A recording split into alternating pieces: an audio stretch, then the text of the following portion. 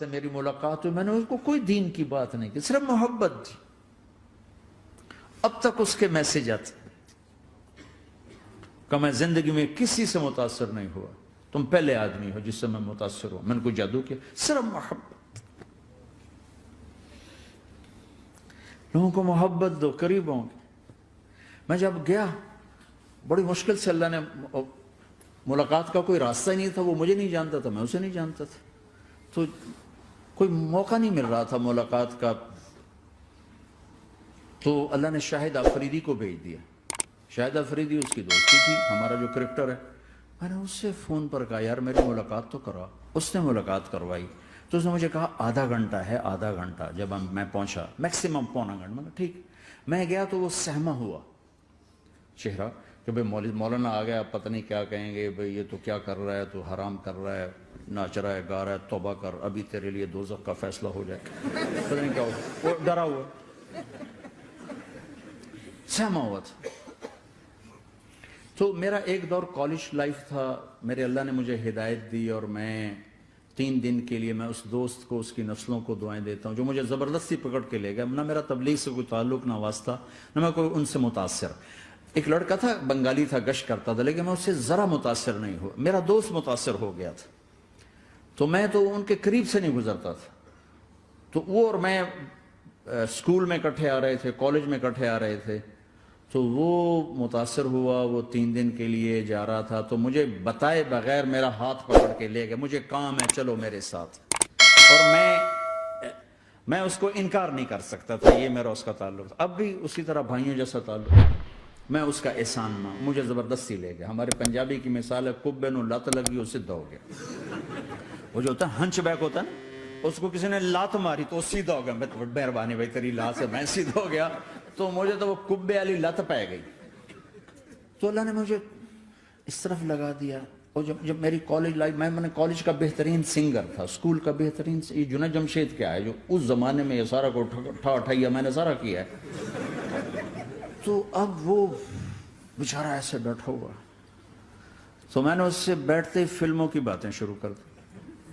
اور تھوڑی دیر بعد کہ میں نے محسوس کیا کہ فرام 60 to 72 جو فلم انڈسٹری کو جتنا میں جانتا تھا اتنا وہ نہیں جانتا تھا۔ تو اس کے اوپر میرے علم کا روپ پڑ گیا، اس کی لائن کا علم تھا نا۔ تو وہ تو حیران پریشان، یہ واز تو ہو نہیں رہا، تو کبھی دلیپ کمار کی باتیں شروع ہو گئیں، کبھی راج کپور کی شروع ہو گئیں، کبھی محبوب صاحب شروع ہو گئے، کبھی مدن موہن شروع ہو گئے۔ وہ آدھا گھنٹہ تو یوں ہی گزر گیا۔ تو آدھے گھنٹے کے بعد میں نے کہا جی ہمارا تو ٹائم اوور کا نہیں، اٹھیں چلے ادھر چل کے بیٹھتے ہیں۔ میں کھانے کی ٹیبل پر تھے تو وہاں جا کے بیٹھ گئے، پھر وہیں باتیں شروع ہو گئی۔ جب اس کا سارا خوف دور ہو گیا اور ریلیکس ہو گیا، اس میں پونے گھنٹے سے 50 منٹ گزر گئے تھے، تو پھر میں نے کہا عامر بھائی آپ حج پہ آئے ہیں، اگر آپ اجازت دیں تو آپ کو اپنے نبی کا حج سناؤں؟ کہنے لگے ہاں جی ضرور سنائی۔ پھر میں 1.25 گھنٹہ بولتا رہا، اور وہ ایسے کر کے یہاں سے وہ یوں نہیں ہوا، 1.25 گھنٹہ ایسے بیٹھ کے یوں سنتا، ہلا نہیں اپنی جگہ سے۔ لوگ محبت کے بھوکے ہیں، تم فتوے دینا شروع کر دیتے۔ 2 گھنٹے کی ملاقات کے بعد جب ہم نکلے تو نیچے تک چھوڑنے آیا عامر خان۔ حج کے بعد میں نے کہا ایک ملاقات اور ہو جائے گا، ضرور ہوگی۔ پھر اس کا میسج آیا کہ میں مدینے چلا گیا ہوں، معذرت چاہتا ہوں۔ میں نے کہا میں مدینے آ جاؤں گا، میں مدینے پہلے ہو آیا تھا حج سے پہلے۔ تو اس نے کہا کہ آپ 14 تاریخ کو آ جائیں، 4 سے 6 کا ٹائم میں نے آپ کے لیے رکھا ہے۔ تو میں جنید اور ایک اور ساتھی ہم دوبارہ وہاں چلے گئے 4 بجے، 4:15 ہم اس کے ساتھ ہماری سٹنگ شروع ہوئی، 4:15 سے 10:15 تک 6 گھنٹے مسلسل، اور اس کے ماتھے پہ ذرا نشان نہیں آیا کہ میں بور ہو رہا ہوں۔ اور اس کے بعد ہم اٹھے، اس کا جی نہیں چاہ رہا تھا کہ ہم اٹھ کے چلے جائیں، محبت۔ پھر ایک امتحان پڑ گیا، میں اجتماع میں تھا رائمنڈ کے پچھلے سال، اس کا میسج آ گیا میری فلم تلاش آ رہی، اس کی کامیابی کی دعا کرو۔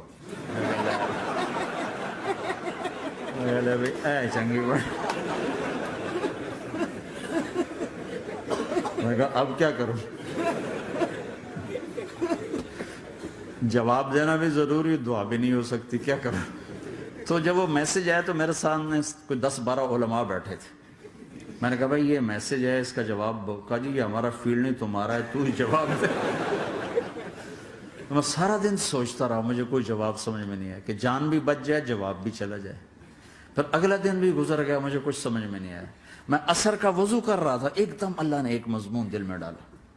تو میں نے فوراً بیٹھ کے اس کو میسج کیا کہ عامر بھائی، جو کریٹو ہوتا ہے نا ذہن، یہ اللہ کسی کسی کو دیتا ہے. تخلیقی ذہن یہ اللہ تعالیٰ کسی کسی کو دیتا ہے، ہر ایک کو نہیں دیتا. اور یہ اللہ کی بہت بڑی عطا ہوتی ہے. اور میں نے تمہارے ساتھ جو وقت گزارا اس میں نے دیکھا کہ اللہ نے تمہیں تخلیقی ذہن دیا ہے، تم کریٹر ہو. اور جو لوگ اس ٹائپ کے ہوتے ہیں وہ کامیابی ناکامی کی پرواہ نہیں کرتے، وہ اپنے کام سے کام رکھتے ہیں. آپ کا بھائی تو فوراً اس کا میسج آیا، آپ ٹھیک کہہ رہے ہیں، آپ ٹھیک کہہ رہے ہیں. بات ہو گئی پہ میں تھا ہانگ کانگ. میں نے وہاں سے اس کو میسج کیا. دیکھو کسی مصروف آدمی کو براہ راست فون نہ کیا کرو، میسج کیا کرو کہ میں آپ کو فون کر سکتا ہوں، چونکہ میں اس کا بہت ستایا ہوا، بہت ستایا. تو میں نے اسے میسج کیا کہ میں طارق جمیل ہانگ کانگ میں آپ کو فون کر سکتا ہوں، میں آپ کو فون کر سکتا ہوں. میں ہمیشہ اسے، اب بھی میرا فون پہ رابطہ ہے، میں پہلے اسے میسج دیتا ہوں میں آپ کو فون کر سکتا ہوں. اگر اس کا جواب نہ ہے پھر میں نہیں کرتا ہوں. کبھی وہ خود کر لیتا ہے، کبھی وہ میسج دے دیتا ہے کال کر لیں. تو تھوڑی دیر بعد اس کا فون آ گیا، کیونکہ میں اس وقت دلی میں ہوں، کانفرنس میں تھا. تو میں نے آپ کا میسج دیکھا تھا، میں اٹھ کے باہر آ گیا ہوں، ابھی آپ سے بات کر کے پھر میں جاؤں گا. تو اسے باتیں کرتے کرتے کہنے لگا آپ کی دعا سے میری فلم کامیاب ہو گئی. میں کہا یا اللہ میں کوئی نہیں کی تھی تینوں.